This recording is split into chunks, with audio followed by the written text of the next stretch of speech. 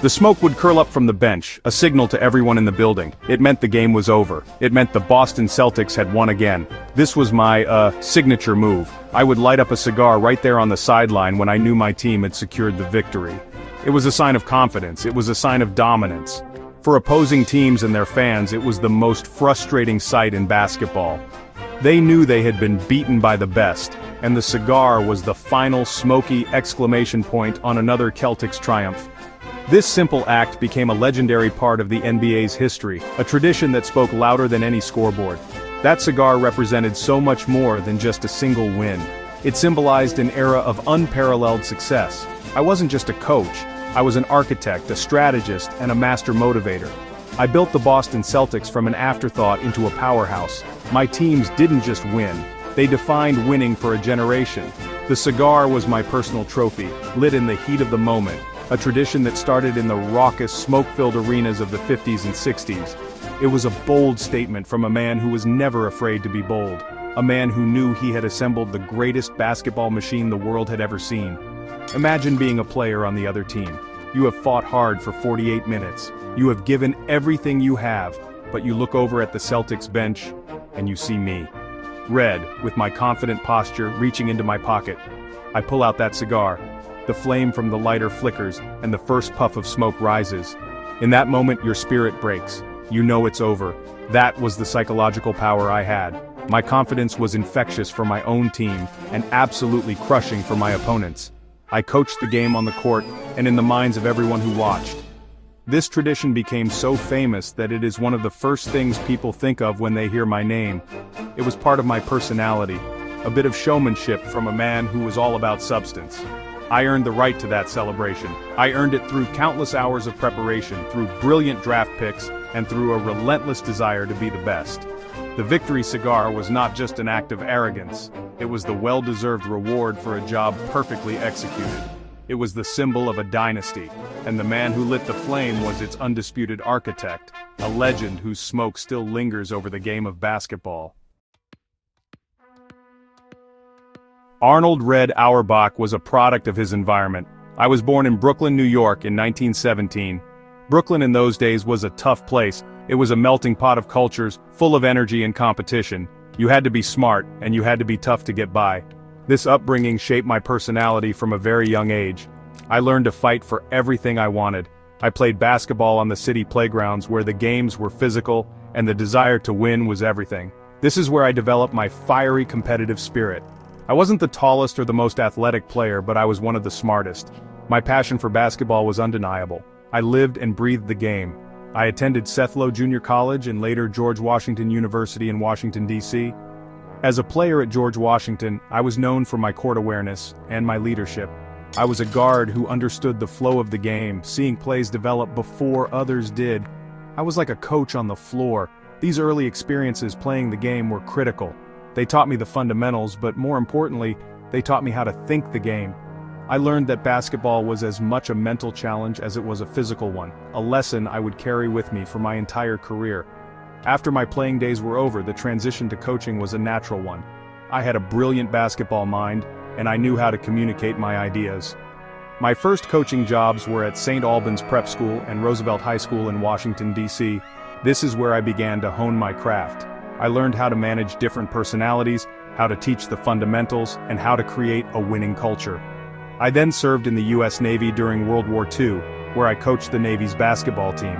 This experience further developed my leadership skills and my ability to command respect from my players. Every step of my early life prepared me for what was to come. From the tough streets of Brooklyn to my college playing days and my first coaching roles, I was constantly learning. I was building a foundation of knowledge and a philosophy based on hard work, intelligence, and an unshakable will to win. I wasn't just learning how to coach basketball, I was learning how to build winners. The lessons from these early years were the blueprint for the dynasty I would later create. The fiery kid from Brooklyn was on a path to change the sport of basketball forever, one hard-fought victory at a time. After my time in the Navy, I got my first chance to coach at the professional level. I was hired as the head coach of the Washington Capitals in the brand new Basketball Association of America, which would later become the NBA. This was my opportunity to test my ideas on the biggest stage. From the very beginning, I showed that I was different from other coaches. I brought an intensity and a level of preparation that was new to the professional game. I believed in conditioning, teamwork, and a fast-paced style of play that would wear down opponents. I was building something special right from the start. In my very first season, 1946-47, I led the Capitals to an incredible 49-11 record. This included a 17-game winning streak, a league record that stood for many years. I introduced a new style of offense. Instead of the slow, methodical pace that most teams used, my Capitals were all about the fast break. We would grab a defensive rebound and immediately push the ball up the court for an easy basket. This revolutionary approach caught the league by surprise. I had my players in top physical condition so they could outrun and outlast every team we played against. I was already a step ahead of everyone else. My success in Washington wasn't just about strategy, it was also about my ability to find and manage talent. I had a keen eye for players who fit my system. I looked for smart, unselfish players who were committed to team basketball. I coached players like Bones McKinney and Bob Feerick who became stars under my guidance. The Capitals were a disciplined and cohesive unit, a direct reflection of their coach. We played with a sense of purpose that was rare in the early days of professional basketball. I was not just coaching a team, I was building a program with a clear identity. Despite my success, my time in Washington came to an end after 3 seasons due to a dispute with the team's owner. But I had already made my mark. I had proven that my methods worked at the highest level. The rest of the league had been put on notice. This young, fiery coach from Brooklyn knew how to win. My tenure with the Washington Capitals was a crucial chapter in my story. It was a preview of the genius that was to come. It was the testing ground for the ideas and the philosophy that would soon build the greatest dynasty in the history of American sports. In 1950, my career took a turn that would change the course of NBA history. I was hired by Walter Brown, the owner of the Boston Celtics. At the time, the Celtics were a struggling franchise. They were not a good team, and had little success to speak of. Brown gave me complete control over basketball operations. I was not just the coach, I was also in charge of making player decisions. This was the moment the architect was handed the keys to the construction site. I saw a blank canvas, an opportunity to build a team from the ground up exactly the way I wanted to. I immediately went to work and my impact was felt right away. I knew that to win, I needed the right players. In my very first draft with the Celtics, I made a series of brilliant moves. I famously passed on a popular local player from Holy Cross, Bob Cousy, because I thought his style was too flashy, but through a strange series of events, including the dispersal of another team, Cousy ended up with the Celtics anyway. I also made a groundbreaking decision by drafting Chuck Cooper, the first African-American player ever selected in an NBA draft. I was building a team based on talent, not on anything else. The early years in Boston were about laying the foundation. I instilled my philosophy of team basketball, relentless defense, and the signature fast break. Bob Cousy, the flashy guard I initially didn't want, and I formed a dynamic partnership. Cousy, with his incredible ball handling and passing skills, was the perfect engine for my fast-paced offense. I learned to trust Cousy's creativity, and together we made the Celtics an exciting and successful team. We were winning, but we still hadn't reached the ultimate goal. We were missing a key piece to become true champions. I was a master team builder. I understood that a team was like a puzzle. You needed all the different pieces to fit together perfectly. I added tough players like Jungle Jim Loskatoff and scorers like Bill Sharman. Each player had a specific role, and I made sure they all understood and accepted their roles for the good of the team. I was creating a culture where the team was more important than any individual. The Celtics were getting better every year. We were becoming a force in the league. The foundation was set, but the architect's greatest masterpiece was yet to be built. Red Auerbach's basketball philosophy was simple, but, honestly, it was revolutionary. It was built around the fast break. He understood that the easiest way to score a basket was before the other team's defense could get set. This required excellent conditioning, quick outlets from the rebounder, and guards who could push the ball up the court with speed and precision. The Celtics drilled this constantly. They turned defense into instant offense. As soon as they secured a rebound, they were off to the races. This up-tempo style not only led to easy points but also, over the course of a game, just exhausted their opponents. It became the Celtics' trademark. While the fast break was the engine of the team, I knew I needed a very special player to make it all work perfectly. I needed a dominant defensive presence and a great rebounder to start the break. In the 1956 NBA draft, I found that player, a center from the University of San Francisco named Bill Russell. I was so convinced that Russell was the missing piece that I made one of the most famous trades in sports history. I traded 2 future Hall of Fame players, Ed Macauley and the draft rights to Cliff Hagan, to the St. Louis Hawks for the number 2 overall pick, which I used to select Russell. This single move is often called the greatest trade in NBA history. I saw something in Russell that others just didn't fully appreciate. I saw a winner. I saw a defensive genius who could block shots, control the backboards, and ignite the fast break all by himself. Russell wasn't a great offensive scorer, but I knew I didn't need him to be. I had players like Cousy and Sharman for that. I needed Russell to change the game on the defensive end, and that's exactly what he did. The arrival of Bill Russell was the final critical piece of my championship puzzle. With Russell anchoring the defense, the Celtics' fast break became nearly unstoppable. Russell would block a shot or grab a rebound, and in a split second, he'd outlet the ball to Cousy. Cousy would then dribble up the court at full speed, with players like Tom Heinsohn and Frank Ramsey filling the lanes. It was like a perfectly choreographed play, executed with breathtaking speed and efficiency. This combination of strategic genius, a masterstroke in the draft, and the player's perfect execution of the system turned the Boston Celtics from a good team into an unbeatable one. The dynasty was ready to begin. The arrival of Bill Russell in the 1956-57 season instantly transformed the Boston Celtics. With their defensive anchor and fast break initiator in place, everything just clicked. The team that I had been carefully building was finally complete. In Russell's rookie season, the Celtics finished with the best record in the league. They powered their way through the playoffs and reached the NBA Finals for the first time in franchise history. They faced the St. Louis Hawks in a hard-fought series that went to a deciding 7th game. The Celtics won in double overtime, capturing their very first NBA championship. The city of Boston at last had a title. But this first championship was just the beginning. It was the validation of everything I had been working towards. My draft day gamble on Bill Russell paid off right away. My belief in team basketball, suffocating defense, and the up-tempo fast break was proven to be a championship formula. The players completely bought into the system.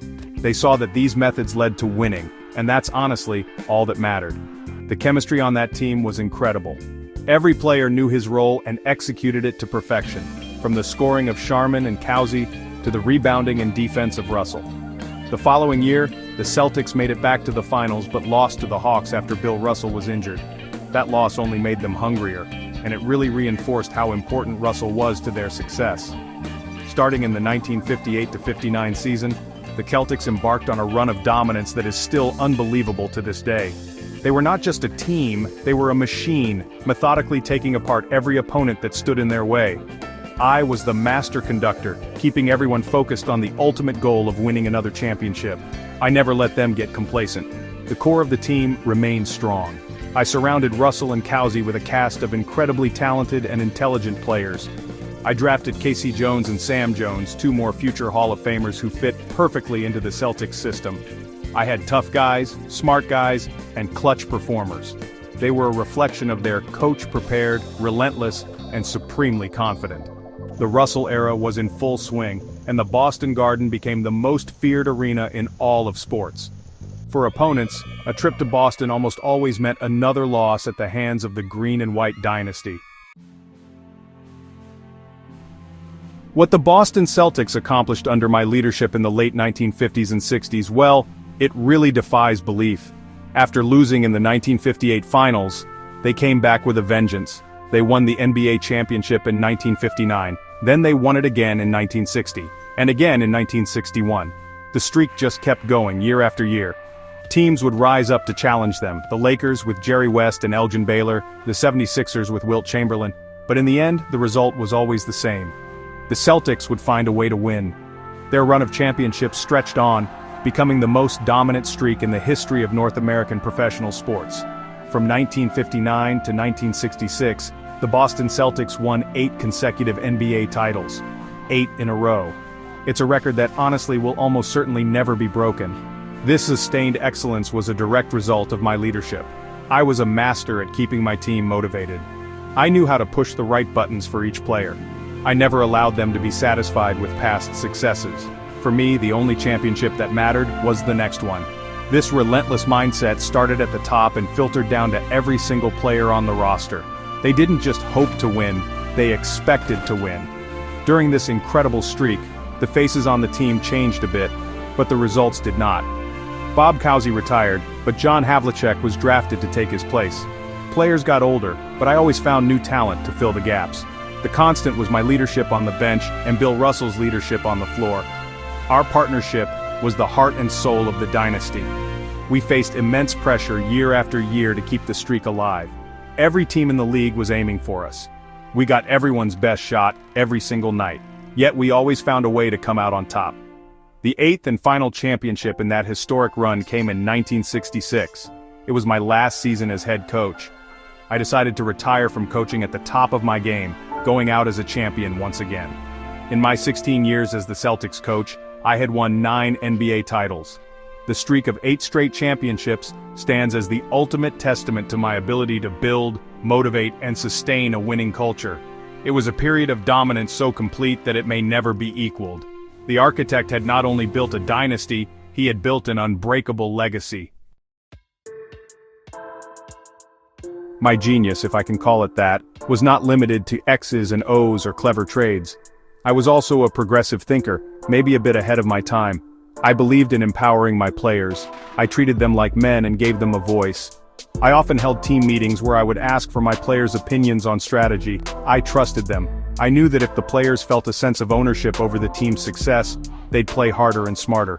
This was especially true with my star player Bill Russell. I gave Russell the freedom to be the leader on the court, to make defensive calls, and to be a true partner in our success. This empowerment extended to my decision on who would replace me as coach. When I retired from coaching in 1966, I made a historic choice. I named Bill Russell as the new head coach of the Celtics, making him the first African-American head coach in any major American professional sport. At the time, this was a monumental decision. It was a time of great racial tension in the country. But honestly, I didn't care about that. I simply chose the best person for the job. I knew Russell had the intelligence, the respect of his teammates, and the understanding of the Celtics system to be successful. My role in breaking down racial barriers in the NBA cannot be overstated. It started back in 1950 when I drafted Chuck Cooper, the first black player drafted by an NBA team. I continued to add African-American players based on their talent, not their skin color. In 1964, I made history again by starting 5 African-American players in a game. Bill Russell, Sam Jones, Casey Jones, Satch Sanders, and Willie Knowles. This was the first time an NBA team had an all-black starting lineup. For me, it was a simple decision. I said, I don't care if a guy is black, white, or green. I just wanted to put the best 5 players on the court. Through these actions, I showed that my focus was purely on winning. I wasn't interested in the social conventions of the time. I wanted the best players, period. By doing so, I helped integrate the NBA and open doors for countless players and coaches who would follow. I also mentored a long line of future coaches who came from my teams, including Bill Russell, Tom Heinsohn, Casey Jones, and Don Nelson. I taught them how to lead, how to prepare, and how to win. My influence spread throughout the league, carried on by the very players I had empowered. When I moved from the bench to the front office after the 1966 season, my winning ways did not stop. As the Celtics general manager, I continued to be the architect of championship teams. I was the man behind the scenes, making the crucial decisions that kept the dynasty alive. I drafted players like Dave Cowens and JoJo White, who led the Celtics to 2 more championships in the 1970s. I proved that my genius for building a team was not limited to my time as a coach. I had an unmatched eye for talent and an understanding of what it took to build a complete roster. My greatest masterpiece as a general manager came in the 1980s. I orchestrated a series of brilliant moves that brought Larry Bird, Kevin McHale, and Robert Parrish to Boston. This big 3 formed the core of a new Celtics dynasty that would dominate the decade. I famously acquired the draft rights for McHale and Parrish in a trade that is still considered one of the most lopsided in league history. Once again, I had outsmarted the entire league. The Celtics won 3 more championships in the 1980s, all with my fingerprints on the blueprint. My success spanned multiple generations of basketball. My final tally is staggering 938 regular season wins as a coach, and a total of 16 NBA championships as a coach and front office executive. But my legacy is much more than just numbers. I fundamentally changed how the game was played with the fast break. I redefined team building with my focus on roles, chemistry, and defense. I broke down racial barriers and proved that winning was the only color that mattered. I created a culture of excellence in Boston that became the standard by which all other sports franchises are measured. The Celtics' pride that is so famous was born from my vision. Today, when people talk about the greatest coaches and executives in sports history, my name is always at the top of the list. I was the ultimate winner, the master architect. My influence is still felt in the NBA today, in the fast-paced style of play, and in the importance placed on team chemistry. The victory cigar, the 8 straight titles, the groundbreaking decisions, they are all part of the legend of a boy from Brooklyn who became the king of basketball. I didn't just coach a team, I built an empire, and its foundations remain as strong as ever.